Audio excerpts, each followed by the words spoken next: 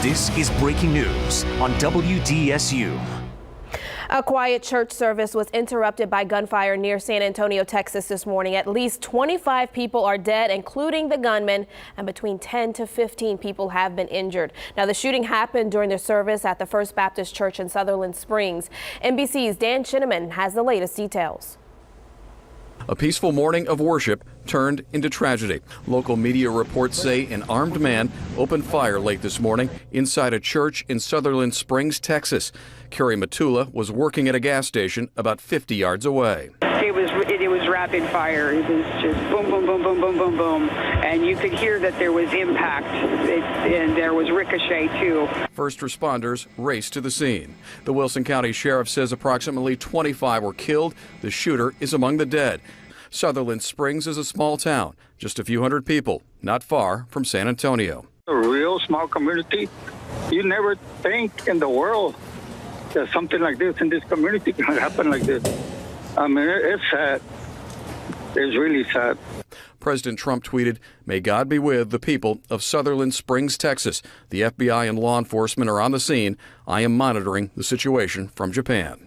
Dan Shinneman, NBC News. Now, the pastor of First Baptist Church and his wife were out of town during this shooting, but the wife told the Associated Press that their 14-year-old daughter were among those killed in the shooting. Now, many officials are responding to the tragedy on Twitter. Congressman Steve Scalise tweeted devastating news from Texas today, praying for the victims, the heroic first responders, and the whole Sutherland Springs community. And Mayor Mitch Landrieu tweeting, "My thoughts and prayers are with the community of Sutherland Springs. Gun violence is a national problem that requires a national response." And this shooting comes just weeks after another church shooting in Tennessee. Police there say Emmanuel Sampson killed one woman and injured 7 others at the Burnett Chapel Church of Christ in Antioch in September. Sampson is charged with murder and attempted murder. Then back in 2015, Dylan Roof opened fire inside the Emmanuel African Methodist Episcopal Church in Charleston, South Carolina, killing 9 people. He was convicted the following year and sentenced to death. And you can continue to tune in to this breaking story on NBC Nightly News right after this broadcast for continuing coverage of the Texas church shooting. We will also have more details on our website. That's WDSU.com. All right, first down, they set up a screen to Kamara, and he's inside the 20. Cuts it back to the inside, still on his feet inside the 10. Kamara with a touchdown. The Who Dat Nation is on a high right now. The Saints extending their winning streak to 6 in a 30-10 victory over Tampa Bay this afternoon. Drew Brees completed more than 80% of his passes for 263 yards and 2 touchdowns.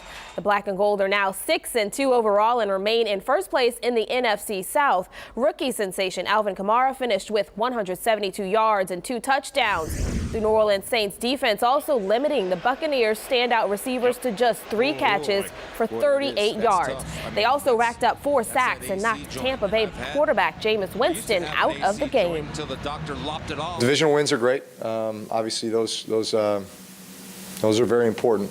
But I think each week it's we really just try to look at it as it's a faceless opponent. It's we're still striving to play our best game. And I don't think we've achieved that yet.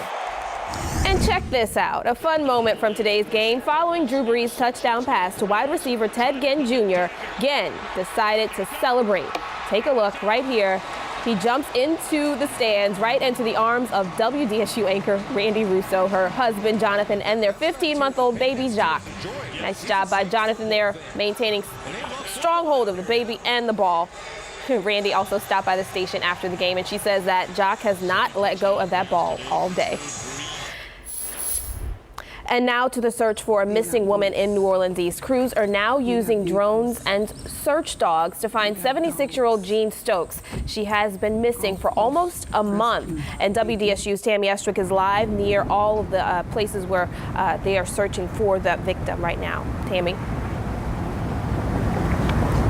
Yeah, that's right, Casey. We're on Bundy Road right now, right where it backs up to the post office right here on Lake Forest Boulevard. You can see those postal trucks behind us. Now, crews are leaving no stones unturned. Even mattresses like this one you see right here, they're flipping them over just in case they are able to find this woman. Now, they're using a lot of different search tactics, 4 tools to be exact. They're searching by drone. They're using a plane to search. They're using at least 8 dogs, and they're using a specialized team that's used to searching for people. Now, this is what happened to Jean Stokes. She went missing on October 11th from her home on Good Drive. Her neighborhood borders Reed Boulevard and Chef Mentor Highway here in New Orleans East. Investigators say a family member spoke to Stokes over the phone on the 11th, but she has not been seen or heard from since. Now, police did find her car off of Dwyer Boulevard, that's in Michoud, on October 24th. The license plate, however, was removed. Investigators have not released any information about what was found in Stokes' car, but they do say that foul play could be involved in her disappearance. Former State House Rep Austin Badon has been helping with the search since he saw the case on television. New Orleans and the surrounding community is a big area. We're trying to check off spots where, we could eliminate those areas like we're doing today. We want to bring awareness and unturn areas that we haven't covered. We accept all and any efforts by anyone. We appreciate their efforts. Multiple search areas, I can tell you, here in New Orleans East. This is just one of 3 that they were able to check today. They had to end the day early because those 8 search dogs that they have been rotating, it just got too hot outside for them, so they had to bring them back in. But crews will be back out tomorrow with that plane, the drone, the dogs, and the people trying to search for that 76-year-old. In New Orleans East, Tammy Eswick, WDSU News. All right, thank you, Tammy. And right now, new developments in a fatal shooting that happened last night in Gentilly. Police have arrested Jabari Williams in connection to the crime. He's facing a second-degree murder charge. Williams is accused of shooting a man multiple times, and police found that victim lying on the floor of a house on LaFay Street. He died at the scene. And a Sweet 16 party in Kenner last night ended abruptly after a shooting that left 1 man dead and a teen in jail. It happened around 10:45 last night, and witnesses say the victim, 18-year-old Jontrell Wells, was arguing with a group of people outside of the party when he was shot. Police have arrested 17-year-old Renee Holloway. He's charged with second-degree murder. Police say an ongoing neighborhood rivalry led up to that shooting, and this is still being investigated, and other possible suspects are being looked for right now. And a former Angola prison guard accused in the beating of a shackled inmate has pleaded guilty. James Savoy admitted he saw other deputies using excessive force against the inmate back in 2014, but he did not intervene. Savoy also admitted he tried to cover up the beating and falsified evidence.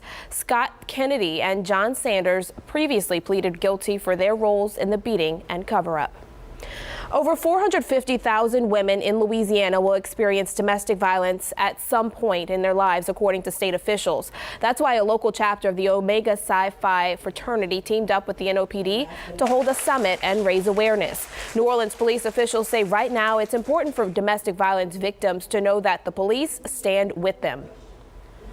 And what we wanted to do was to give them that confidence to know that, they're not in this alone. One, they're supported by the police department, that we're here to help them to build that confidence and to be able to defend themselves if they're ever in a situation, not just calling us, and also being able to defend themselves against any type of attack. Now, although so many women in Louisiana experience domestic violence, state officials say 45% of parishes have limited access to services for victims. 49 men and women are starting their journey to become Louisiana state troopers. They'll report to Training Academy tomorrow and begin an intensive training regimen. During the roughly 20-week long academy, cadets will receive training in things like advanced crash investigation, emergency vehicle operations, impaired driving detection, and cultural diversity.